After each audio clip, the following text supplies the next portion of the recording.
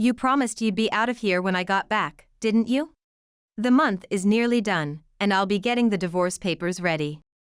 By his side were a woman and a child.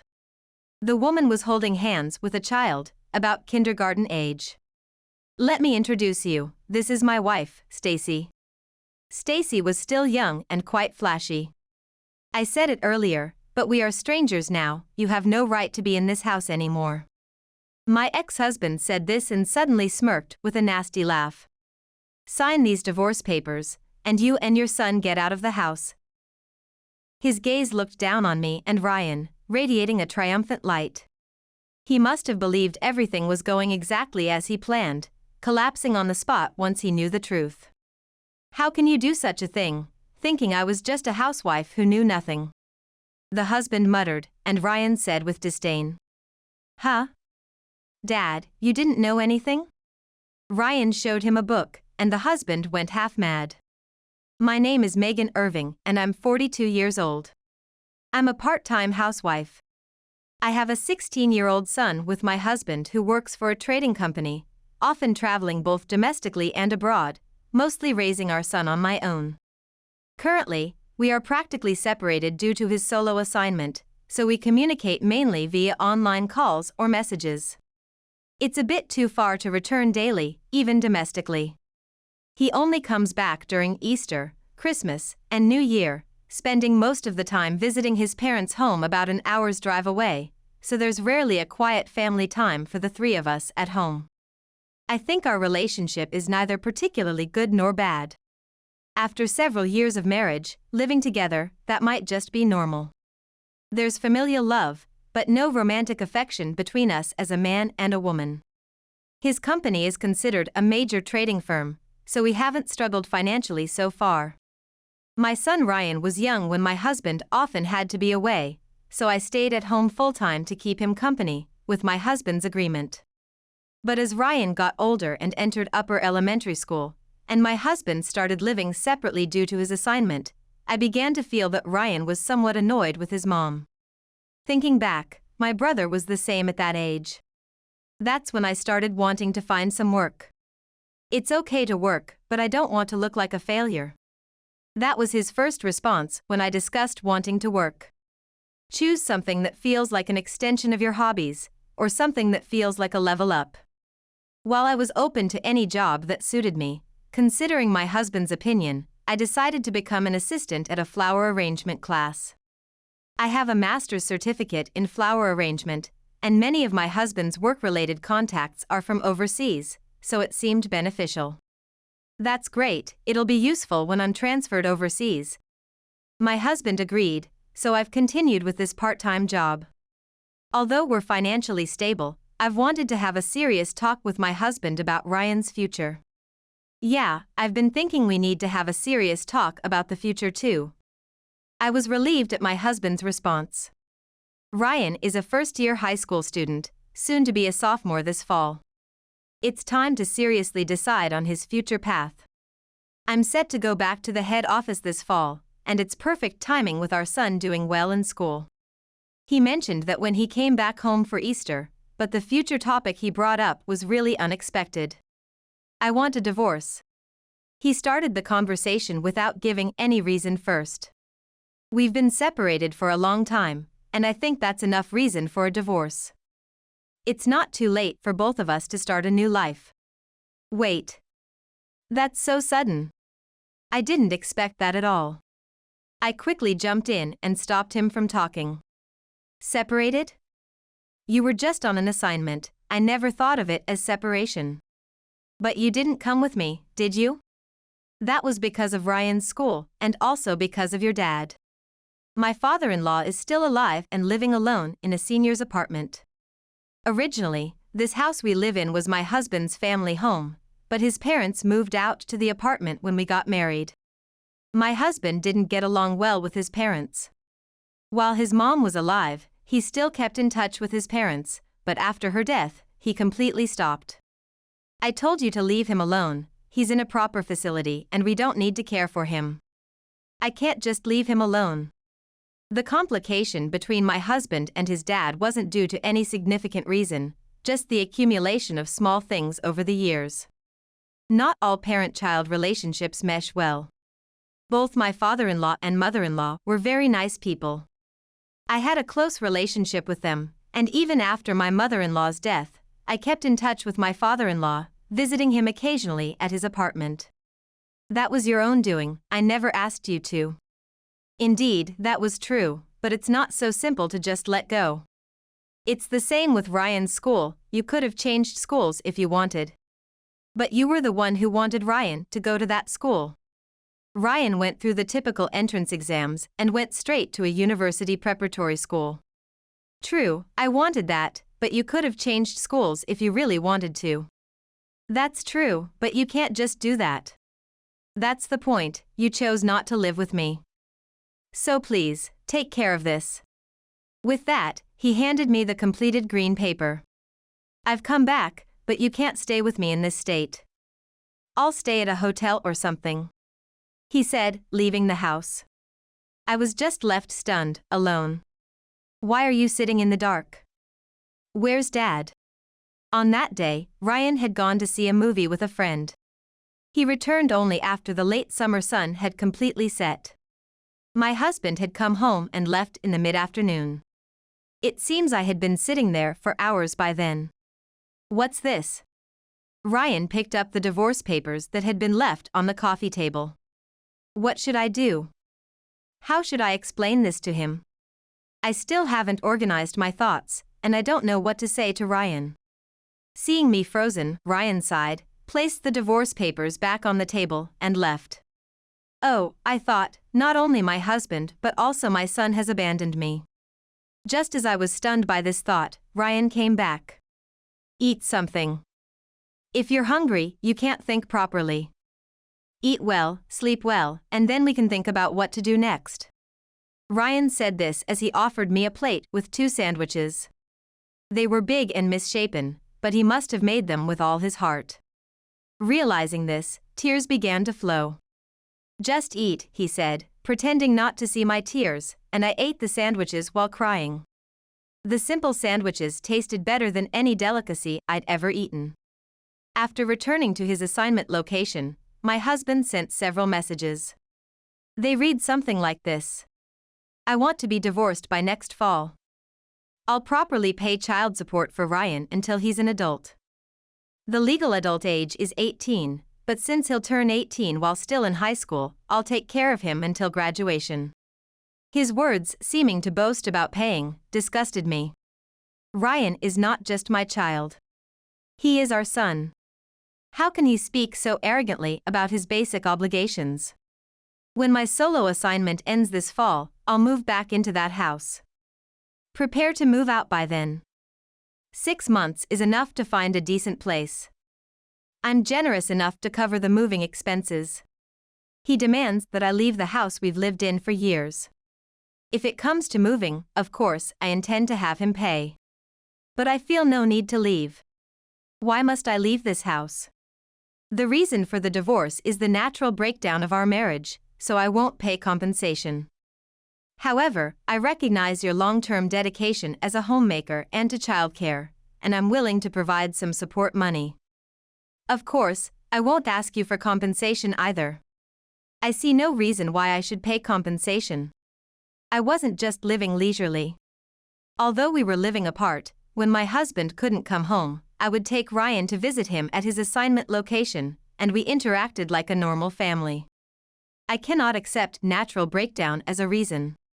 If you say you can't make a living with your current job, I'm willing to help you find a job. But that means you'll have to leave this town. It wouldn't be pleasant for either of us to run into each other. I can't make a living just with my part-time job as a flower arrangement assistant. But the demand to leave this town and find a job elsewhere is unacceptable. Why should I have to do that? I'll give you custody of Ryan. You've lived together for many years, and he'll be more comfortable with you.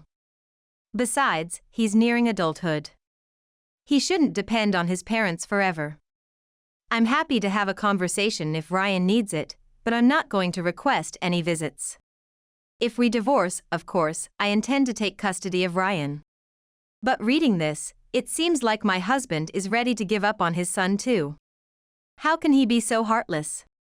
Ryan would be so hurt if he knew this. I sighed after reading everything. None of it was acceptable. How can he be so selfish? The news of the divorce was shocking and led me to despair, but now, I feel like saying goodbye to such a selfish person. I went to his assignment location to talk things over. It was during work hours, but I have a key to his apartment. The room was as neatly arranged as always, devoid of any signs of life. He's always been meticulous, like a model home. When I was waiting in the room, he came home at night. "You were here? You should have told me you were coming." He said this in a displeased tone. "Did you bring the signed divorce papers today? I'm done on my end, so you can file them whenever you like." He didn't even look at me, took off his suit jacket, and untied his tie, all neatly hung and smoothed out on a hanger. He's always been like this. I remembered the times we lived together, everything in order, a man without flaws. "Did you come for a surprise inspection, thinking I might have a woman here? If so, you'll be disappointed." Indeed, there was no sign of that. "What about dinner?" "I already ate." It's usually like this. I haven't enjoyed a home-cooked meal in who knows how long. He said sarcastically, took a cold beer from the fridge, sat at the table, and started drinking. "You see, that's why I said I wanted a divorce. I'm tired of living this life for years. If only you had asked me to come. Ryan's there, and even though you say you're part-time, you've started a job and have a life rhythm. I couldn't ask you to throw all that away and come." He said this and took another sip of beer. Continuing this life, I suddenly thought one day, maybe it's okay not to have a family. He seemed to insist that the reason for the divorce was the separation due to his solo assignment. Can't you wait until Ryan graduates from high school? It's only another year and a half. No, I want the divorce by next fall. What's happening this fall?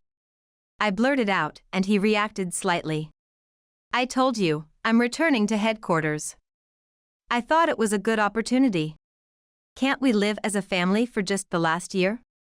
No, until next fall. The discussion was at a stalemate. He insisted on a divorce by next fall. I could do nothing, left his apartment, stayed at a hotel that night, and decided to return home the next day. I couldn't bear to spend time alone with him in that room. I stopped visiting my husband after that. I figured it was pointless. Important discussions were conducted via messages that left a record, and I began to prepare for various things toward the fall. First, I addressed the unacceptable parts of my husband's proposal. I want him to cover Ryan's tuition until he graduates from college. If that's not acceptable, I won't sign the divorce papers.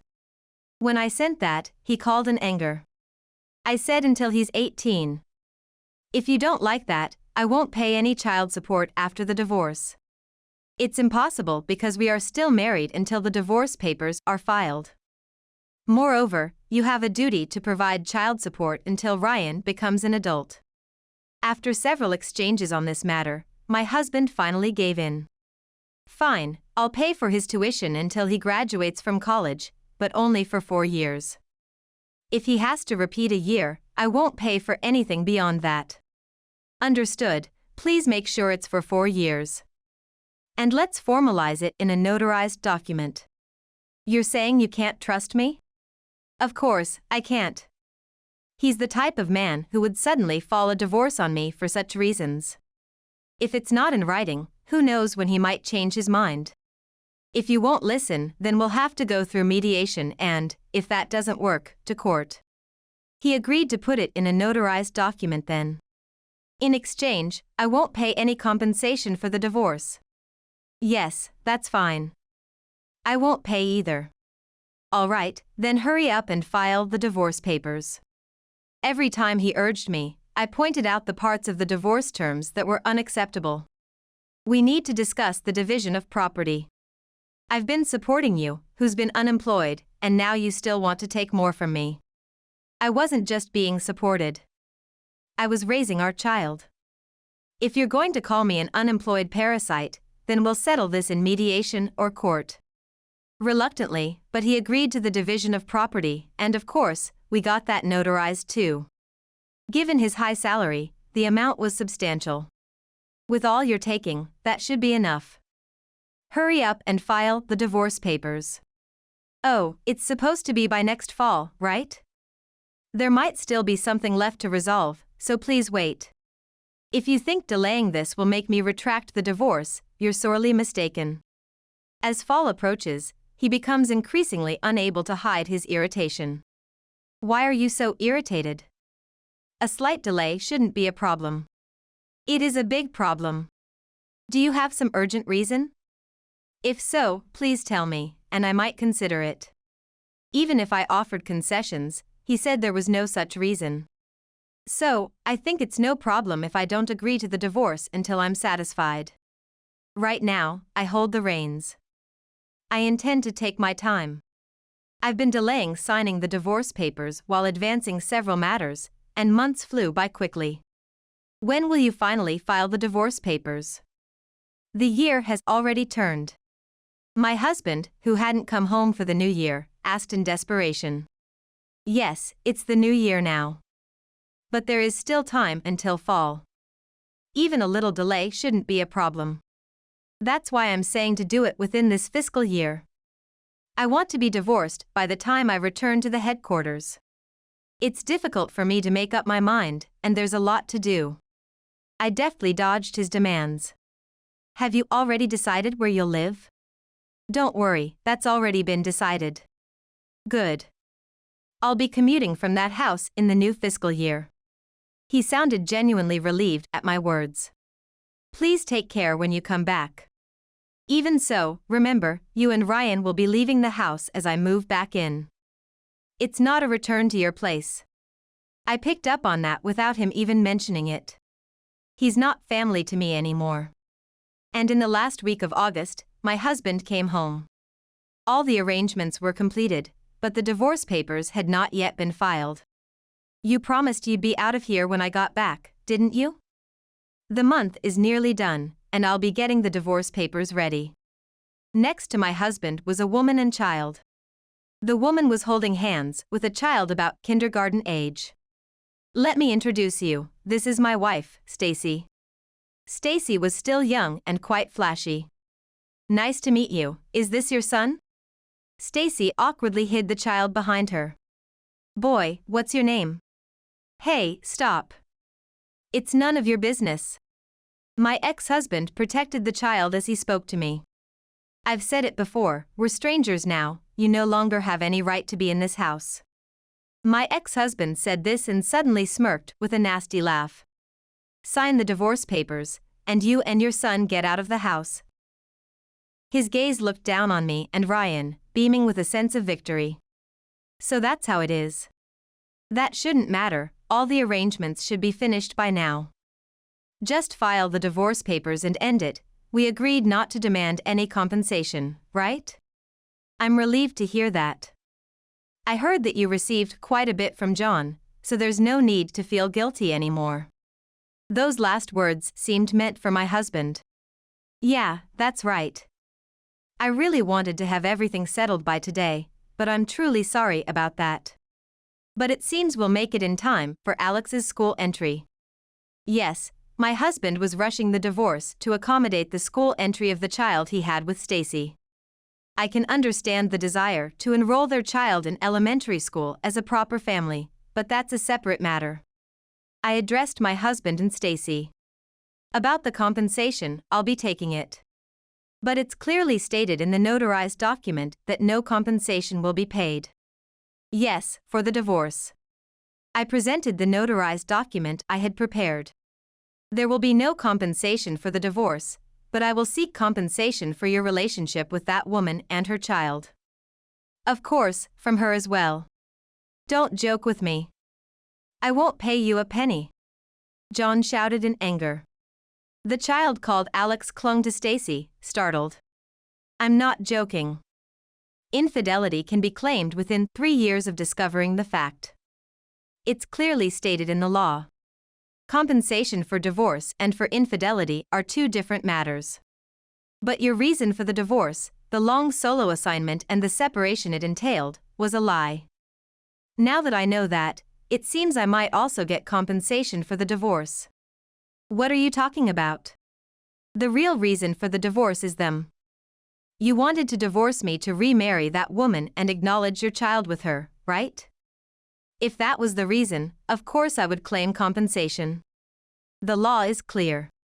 If a divorce is based on lies or coercion, the divorce itself can be annulled. A marriage made under fraud or coercion can be annulled by the family court. I showed John and Stacy the documents I had. The divorce isn't official yet, but I believe we can change what's in that notarized paper. John's hands trembled as he held the documents. So let's properly discuss the compensation for the divorce again. I told John with a full smile. Then the arrangement about Ryan's tuition is off. That's impossible. There's no valid reason to cancel it. It's the same notarized document, isn't it? John argued desperately, but it was a futile effort. It's the same document, but the content is different, right? If I had been lying, perhaps your argument might hold, but there's no deception on my side. This is the fact and the truth. I wanted John to fulfill his obligations as Ryan's parent, and he agreed to that.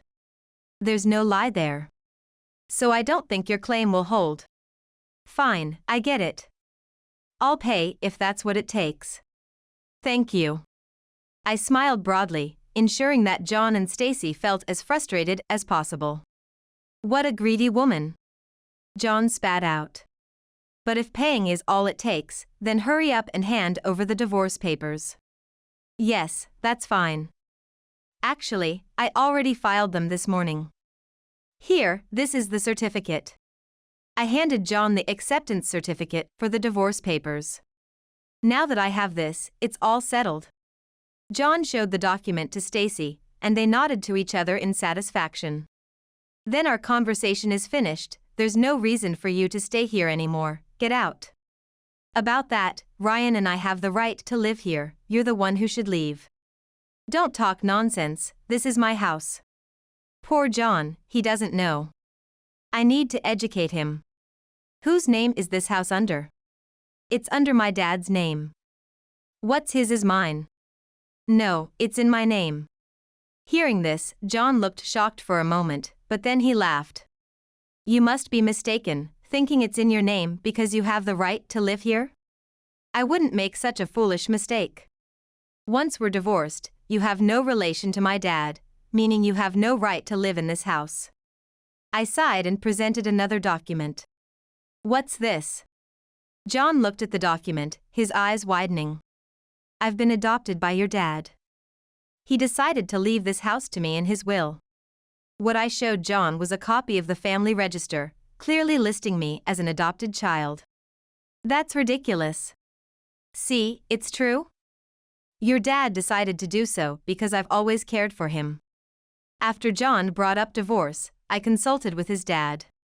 My real parents had passed away not long after we were married. My in-laws treated me like their own daughter, and I cared for them more than their real son ever did. His dad advised me to investigate properly and hired a detective agency to do so. They discovered that John had a mistress and an illegitimate child. The reason you requested a solo assignment was to live with her, wasn't it? Stacy had met John while working in a nightclub. She was only 20 at the time but quickly became intimate with John and became pregnant. John then decided to lead a double life to live with Stacy and their child. I visited your solo assignment location several times but never saw any sign of a woman, now I know why. John had 2 residences at his assignment location. One home was for living with them, your sweet home.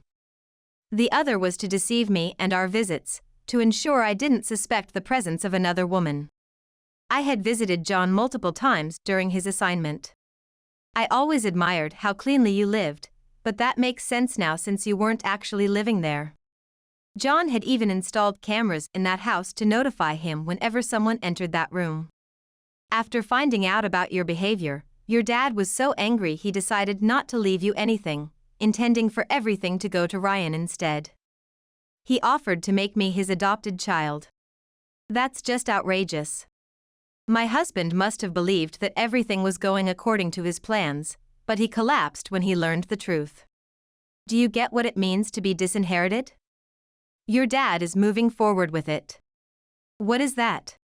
Simply put, it means removing you as an inheritor from your dad's will. If the family court decides, you will officially no longer be an heir, and the inheritance will pass to Ryan through right of representation. There are ways to exclude a legal heir if the decedent wishes to for some reason. In this case, the estrangement between my husband and his dad and his terrible treatment of his family led my father-in-law to make this decision. There is something called a statutory share, which is the minimum part of the estate that presumed heirs are entitled to inherit. This is the last resort when even that minimum part is too much to grant. My father-in-law decided to do this out of a long-standing grudge against my husband, gratitude towards me for standing by him, and as an apology for my husband's actions. If my husband loses his status as an heir, Ryan, as his grandson, can be recognized as a substitute heir.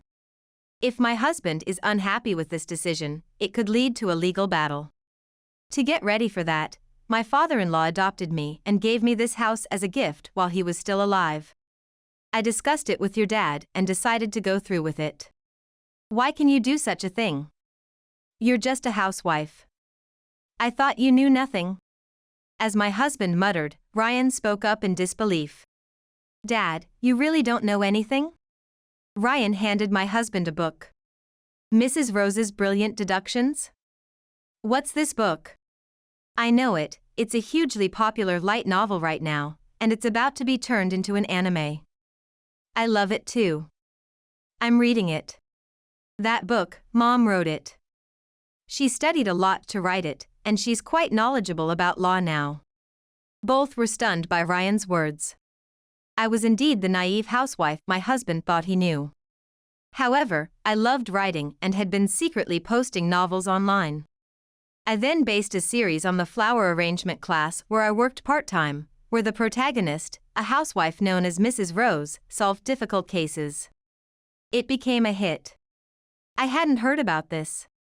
When talk of the anime adaptation started, I was about to confess everything to you, but then you brought up divorce first. What a pity. Then the royalties from that book are marital property, right? How much will you make from the anime? That should be divided properly as part of our assets. Unfortunately, the divorce is already finalized. The royalties and earnings from the anime adaptation are no longer any of your concern. Upon hearing this, my husband screamed out loud, repeatedly exclaiming, "This can't be true. You're despicable. After all these years of demeaning and deceiving me, you find me useful and that's your reaction? If you have anything else to say, you'll need to speak to my lawyer from now on. Now, please leave." With that, I quickly expelled my husband and Stacy from the house. I felt sorry for little Alex, but there was nothing more I could do for him. My husband repeatedly requested reconciliation, but I would never accept it. More importantly, make sure to legally acknowledge Alex soon, okay? He's about to start elementary school, after all. It would be cruel to keep things as he is. Later, Stacy also pressed for Alex's recognition, and they officially registered as a family, which was only right. After the elementary school entrance ceremony, and once their life settled down, I sent a legal demand for compensation. After all, it was about his long-term infidelity and double life. The amount of compensation was substantial. You're making quite a bit, right? Then cut me some slack on the compensation, let's pretend it never happened. Those laughable requests came along, but they were definitely rejected without a second thought. No matter who I am, the fact remains that you hurt me with your actions. Compensation is to compensate for those wounds, a way to express an apology in monetary terms, unrelated to my income. When I threatened legal action if he continued to refuse, he reluctantly agreed to pay. It seems my husband borrowed money from his company to pay the compensation for both himself and his wife. He thought he could continue working quietly at the headquarters and repay the loan, but his actions eventually became known to the company. The very reason for his solo assignment request also came to light. Heaven has nets wide cast, letting nothing through. His company's upper management was furious upon discovering such an immoral use of his position for personal matters. As a result, he was demoted and sent to a subsidiary in a rural area. His salary was reduced, and now the couple is working desperately to repay their debts. But perhaps this was for the best. In a new place, little Alex can start fresh without anyone knowing the circumstances of his parents' past. An innocent child shouldn't suffer for the sins of the parents. As for me, after the divorce, my work was adapted into an anime, creating quite a buzz. Merchandise was developed, and even in an era where ebooks are becoming the norm, the paper books I released with bonuses became a huge hit. The editor is constantly pestering me for the next piece. My life is busy, leaving no room to dwell on past hurts. Cartoons are extremely popular overseas. My work is being broadcast here and there, and the response from abroad is enormous. Despite everything, Ryan has grown up straight and true. He's starting college this fall and has told me he wants to spend those 4 years finding what he truly wants to do, just like I did. No matter what happens, it's my life and I won't rely on you for anything, Mom. He makes some pretty bold comments, but I'd prefer it if he counted on me a bit more as his mom. For now, maybe I'll write a new piece featuring a cheeky college student as the protagonist. I'm pretty sure the upcoming work will be great as well. Watching my reliable son makes me think so.